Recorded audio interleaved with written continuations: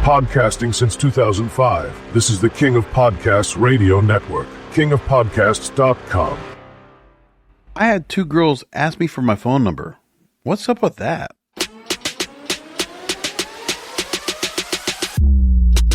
We're all a little depraved and debaucherous. Here is the King of Podcasts. Yes, I am, and that's the name of the show, and that's who I am. King of Podcasts here with you. Welcome you to the program, kingofpodcasts.com, where you can find the show on a lot of places, starting off with kingofpodcasts.com, of course, and then, of course, on Apple Podcasts, Spotify, YouTube Music, iHeartRadio, all major podcast platforms. Of course, the YouTube channel at King of Podcasts. A lot of places to go for that. So, I just kind of give the twang. I don't know if there was anything more than just being platonic about two different women that I've talked to casually, small talk, whether it's at the grocery store or whether it's at the movie theater.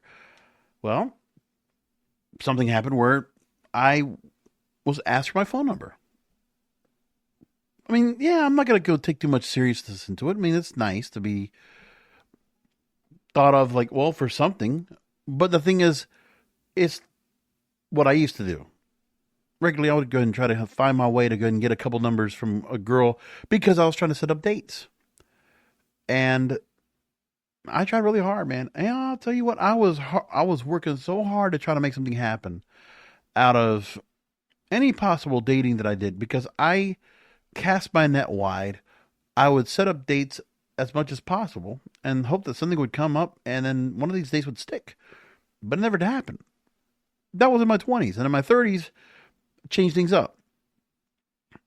And yeah, look, now I could have done something where the girls I tried to approach, I could have gone after ones that I was considering, and I was already put myself in the point where saying they're out of my league. But the thing was, I should have not thought that way.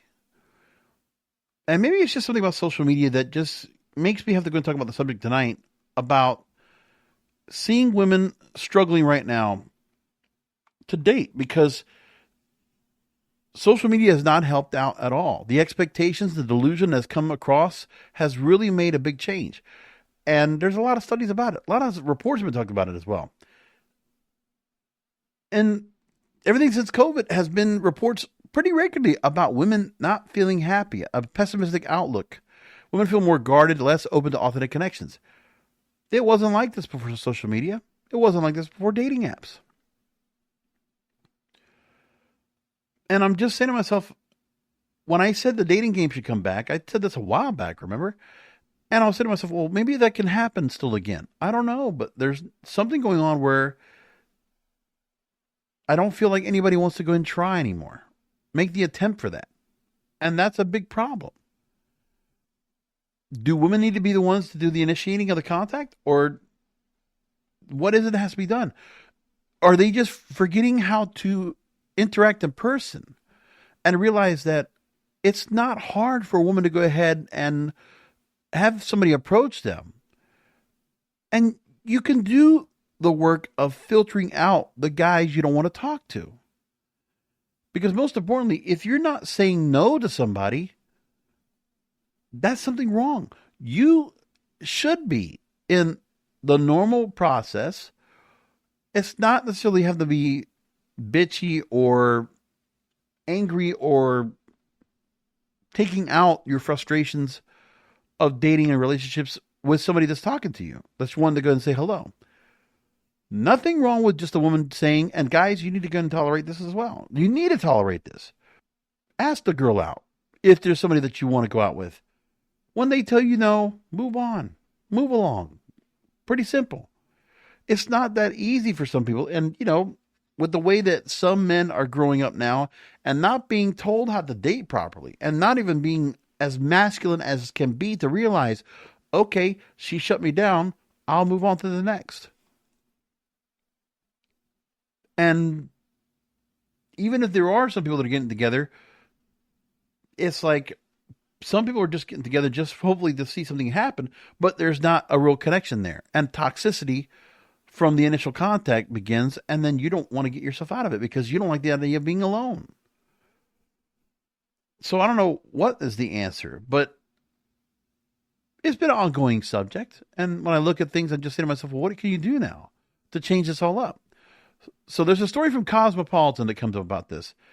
And they bring up the story. So Jules Montgomery is a content creator, 28 years old. And about a year ago, she put a TikTok video up that has over 1.4 million views asking, what did I do wrong? What's wrong with me? We're going to just play the clip. Here's what she says. This is Julia G. Monty on TikTok. He says it's going to be okay, but no one really knows that. That's just what you say. I just feel like it's a little bit unfair. I'm so overweighting. Like, when is it going to be my turn? What did I do wrong? The thing is, I don't even want to be getting married or having kids right now, but I'm just starting to get nervous. What is wrong with me? I don't know why it's so easy for some people. I just feel like I'm never going to find the person, if I even have a person. And I don't want to sit around swiping on fucking dating apps and going on these first dates where you just sit down and you're like, let's see if we like each other. It just feels so forced. I don't want to be alone forever. I feel like we're playing musical chairs, and if I don't spend time on it right now, then I'm going to be the last one standing up when everyone sits down and everyone's going to get married and start having kids, and then I'm just going to be like the last single person and no one is going to have time for me. Like, I didn't have a bad childhood. It wasn't like super traumatic. But then, like, if it wasn't purity culture that messed me up and made me afraid to, like, date and take risks, then what is it? Like, why am I such a pussy? I just feel like I'm always working so hard on something. I'm always working toward a goal. Like, when is it going to be my turn to, like, fall in love and relax and, like, chill? Even with content has been so fucking cool over the past few months, but I still don't feel like I'm in a place where I have, like, such an engaged community that I can relax. Like, I'm still trying to figure out what people want to see from me, and that's so consuming. And when stuff doesn't do well, it just feels like my life isn't interesting enough. God, I always used to say that, like, how can you even record if you're that upset? I don't know if I can post this. There's a theory I have about all this. So hear me out. For some of the young women out here in the audience that's listening into the program, first of all, bless your hearts. I think all of you are beautiful, wonderful inside and out, because you were considerate enough to go ahead and listen to my program. And I thank you for that. I'm still amazed that I do get a younger following that listens to this program or finds the YouTube channel and reads the captions. I really do. And through my own social experiment through Uber, when I just go ahead and examine the women I've had that have driven with me on Uber and they're going wherever, there's one thing I noticed, that with some of the women that I notice, how often do you have of the women that are single here, independent, you are go-getter, you're trying to make something for yourself, you're modern, and you don't want to go to the traditional route of becoming a housewife or a mother right away. How many of you are invited to weddings and you get together and you do the bachelorette party, but really it's like the bachelorette party's for that, but it's really not the wedding? How many of you friends have you had that have gotten married early and then you kind of lose track with them because they now have their life, they have their husband, they have their kids, and time with them doesn't come with so much? Because how often do you have enough girlfriends around that are also in the same boat as you, that they're not looking to get married and just to live the life out? Like, there's a lack of fulfillment there. And I can understand where women want to have their career-minded approach and how they want to go ahead and do something with themselves while they're young and they're carefree and they can be adventurous. They can go and do whatever they want. But this young lady right here, late 20s, she's starting to feel, maybe she doesn't know if it's just loneliness or it's just, the biological clock. Because the other thing is, for some of these women that don't want to have kids, I mean, do they want to be involved in the whole thing of having the wedding day? Let me ask you this too. When we've gone through the various time of social media and dating apps and the more common occurrence of men not being able to go ahead and approach a woman, it came around the same time that romantic comedies, whether they were on Netflix or they were in theaters, stopped being made. Like, you don't see those much anymore. And that's one of those things we all talked about. You know, you look at whatever kind of movie there is, like whether it's Pretty Woman or whether it's someone like You that just came out last year. There's not a lot of those kind of movies. Not a lot of that romping romance kind of stuff. I mean, did it all get shut down with 50 Shades of Grey? I don't know. But those kind of movies, the hopeless romantic kind of stuff, that women, if they didn't feel good from dating and they went on a date, or they just not wanted to go out and they wanted to be single, they want to stay home, Netflix and chill, go find some rom-coms to watch. Because it would make you happy, make you sad, make you laugh, give you all the emotions. And it would touch into a woman's heart. And sometimes that would kind of like just encourage. I don't know. Sex in the City, did that cause it? I mean, was it culture that changed this all? But I think part of it is social media has definitely changed it, because content creation. One of the things I've noticed as well is that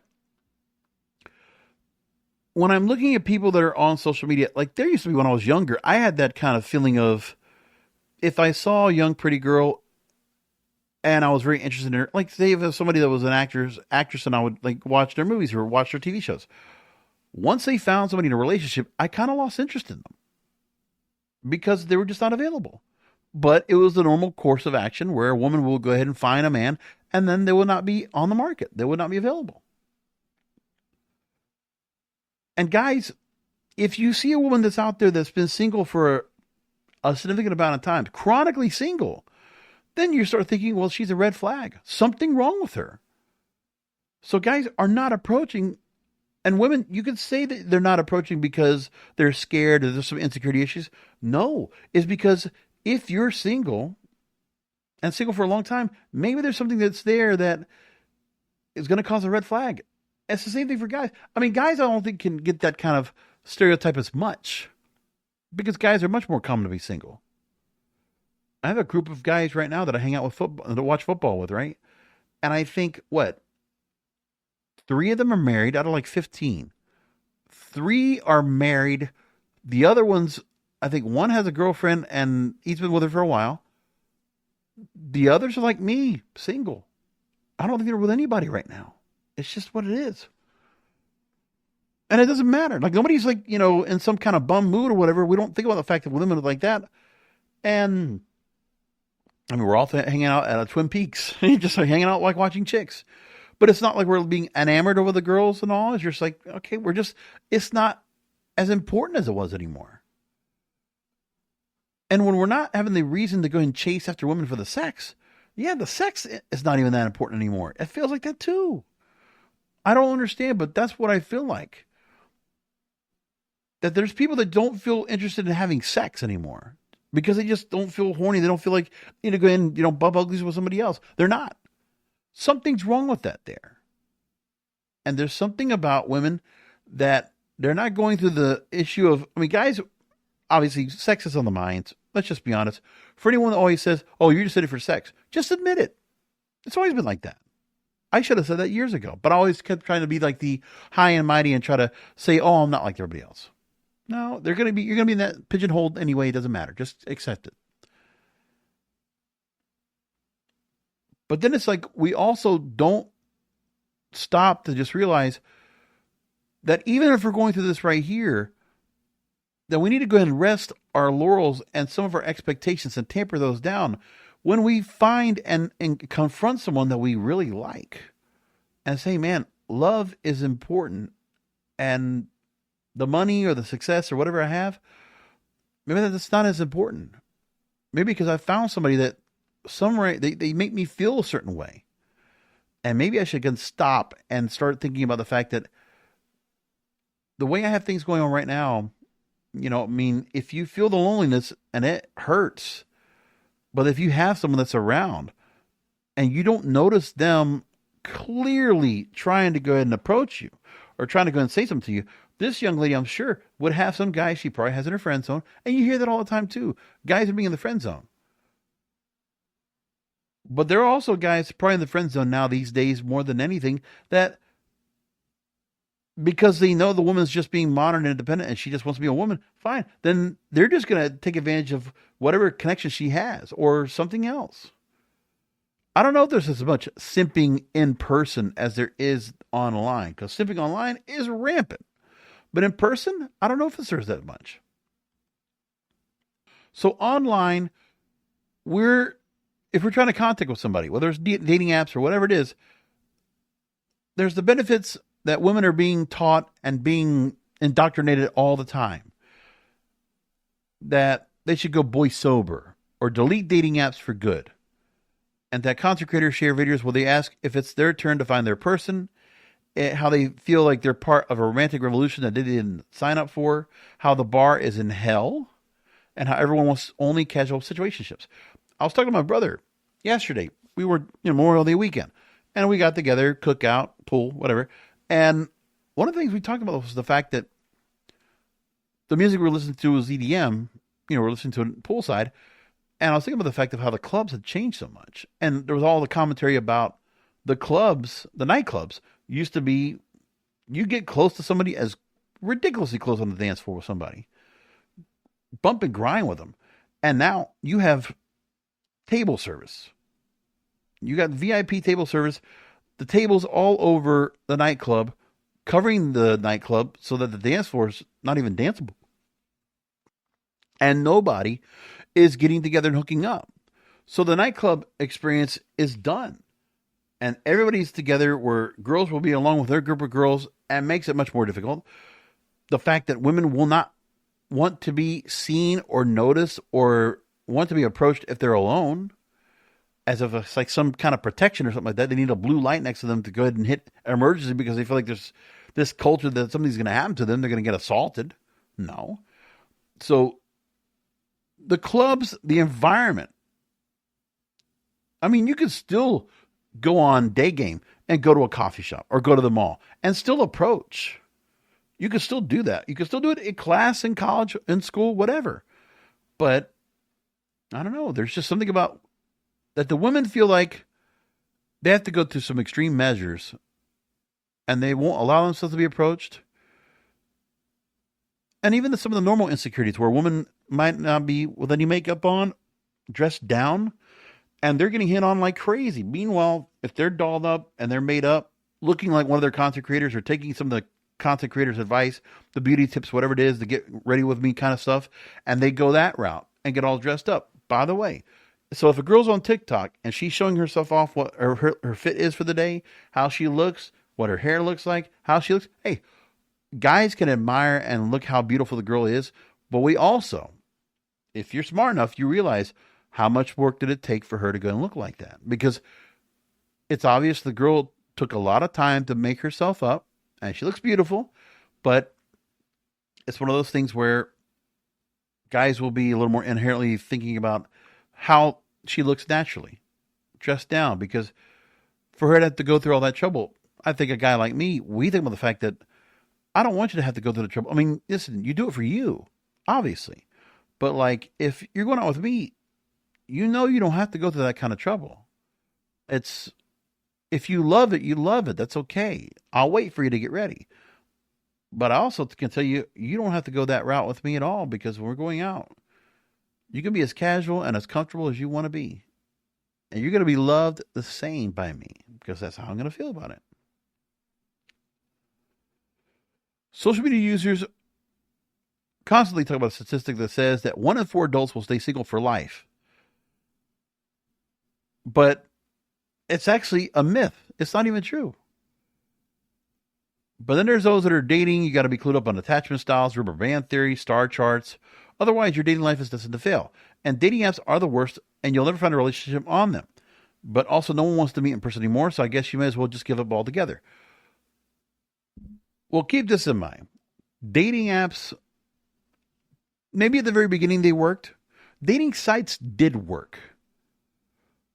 It did break the ice for people like me if I wanted to go ahead and get in real life relationships, because the earliest relationships or the earliest dating I ever did, going back to love at AOL, it was online.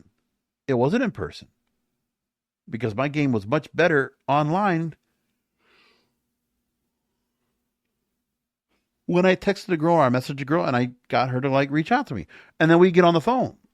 And then like, okay, write the right words in messaging in text and then get to the phone.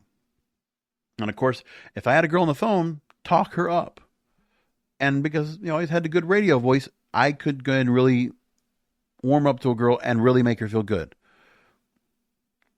Maybe they might not feel the same way because I would also not be as confident as I was just using my voice and just being able to talk on the phone and just talking up. So it was different.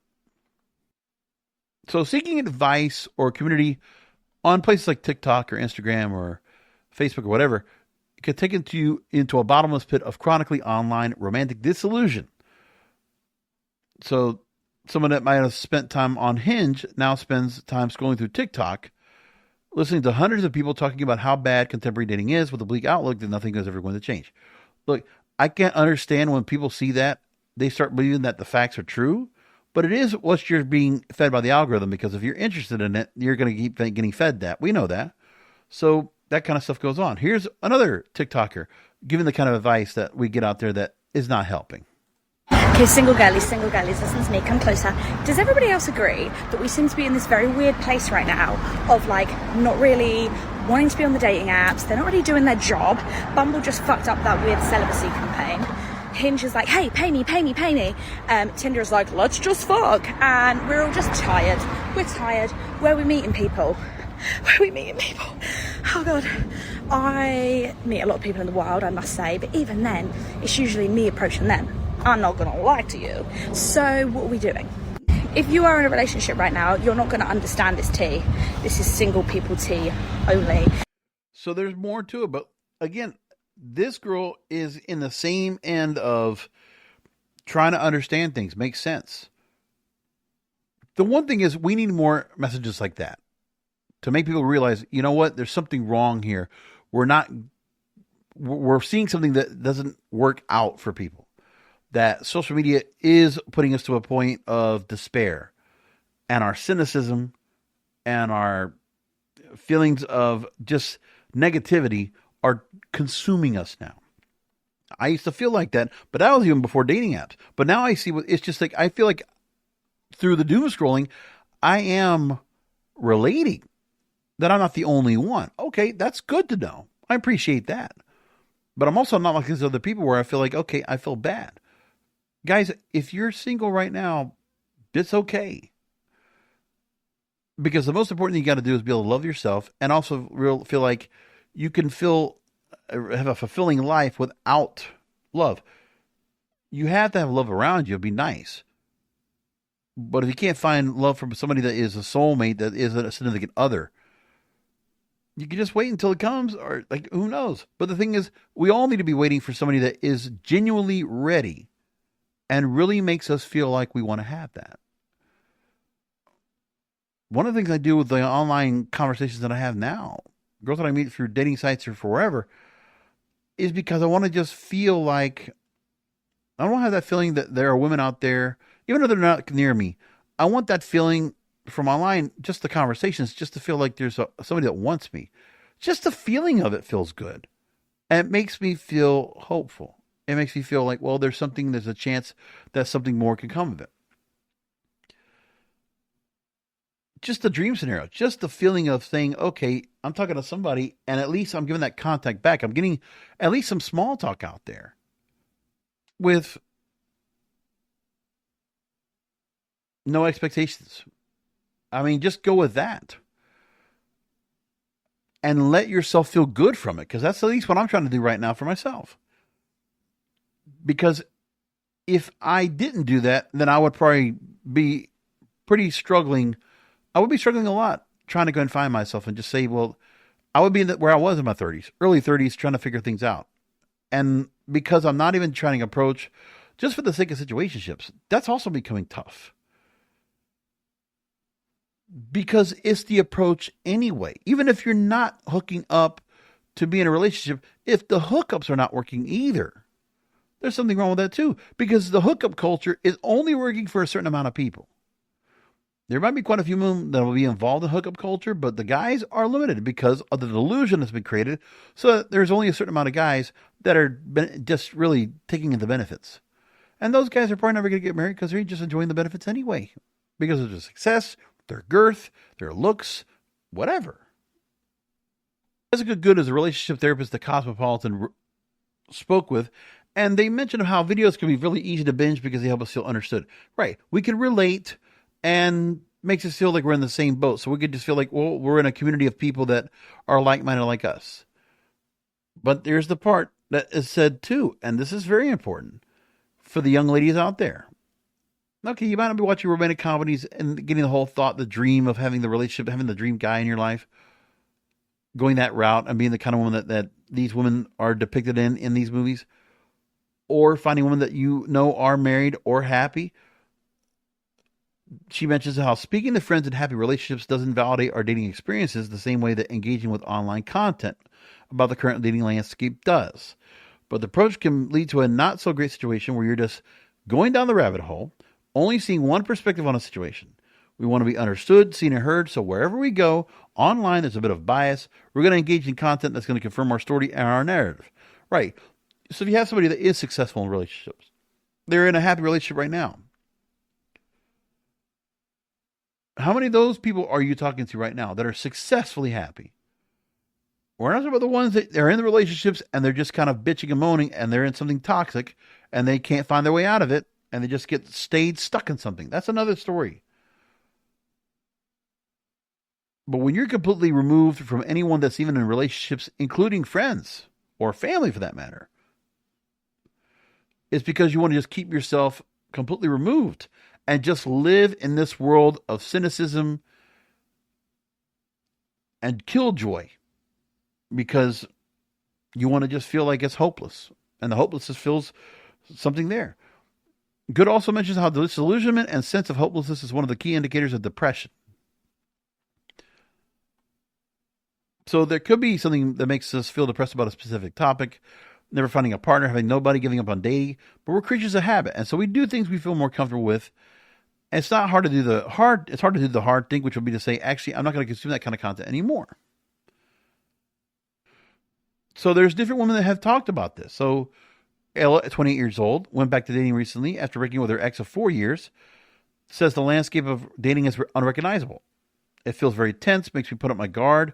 It is on my mind like, okay, how are you going to meet someone if no one talks to anyone anymore? I want to die alone, I want love just like everyone else wants love. The constant FYP posts I get as well are women that are going out on singles events or speed dating events. And they're saying that the ratio of men to women is 20 to 80. Very few men and plenty of women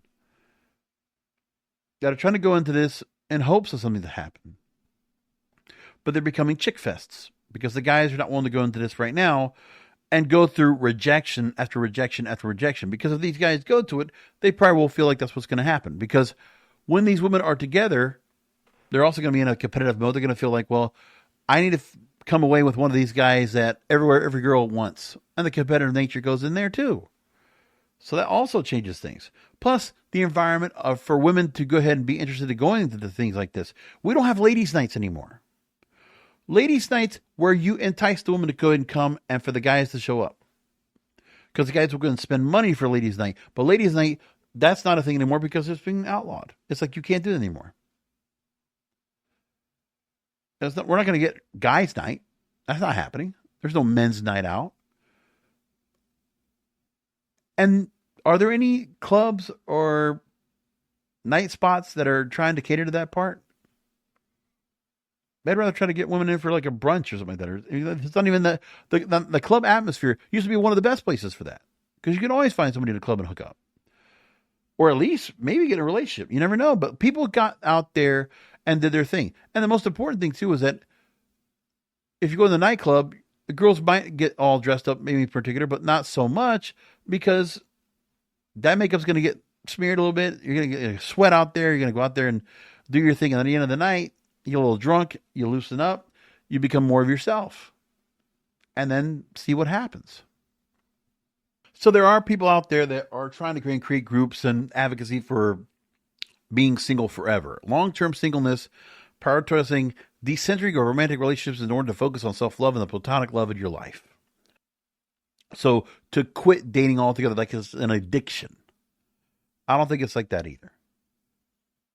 There's obviously reasonable expectations of what you want to expect to have happen to hope for relationships, but the delusion of money or status or whatever, that's got to be taken out of the equation. If you want a real relationship, you can't worry about all those things. Relationships have to begin with love. And if the love is not enough that you're getting from them, and you don't have enough love for them, that relationship's not going to work. And the delusion of thinking that money is never going to be, there's never enough money to satisfy, well, that's not love. I mean, if guys thought there was a price tag on a relationship, we might pay for it if it actually paid off. But we know it doesn't. So we don't. Guys, at the end of the day, still want to have relationships based on love. And if they can't have that, and a woman can't focus on that, then they're not going to get it. And guys will be content being single, but women, it'll be harder for them because it's not their nature. I would be hard pressed to think that women want to go and continue to stay single. Meanwhile, they are the ones that are able to go and experience motherhood, have children, bring young, beautiful children into this world, continue the legacy of who they are, bring sons and daughters that are going to be upstanding, wonderful people someday, and they'll have to figure out how to date. They want to have the example of having a family at home that is loving, that is based on love, first and foremost, and that you have a couple. You have a dominant or a submissive or a man and woman that are together in love and offer the best of what a young boy or girl needs to grow up and become a better person and become a young adult someday and be successful and make the family proud. But at the same time, as I always say on this program, there's also the part of you that has to say, well, you can't just stay in the same situation where if relationships don't happen, then you're just going to go quit cold turkey dating. No. Because I think you need to do something to go ahead and just take a little bit of the tension off. Ease a little bit. And so you don't feel depressed. The most important thing is that you should allow yourself to get laid. There's nothing wrong with feeling like that and getting a little feeling of it, right? So don't get all stuck in doom scrolling. Don't get stuck in like thinking the relationships is the end all be all. Don't be depressed either. Maybe you need to go out and be a little depraved and debaucherous.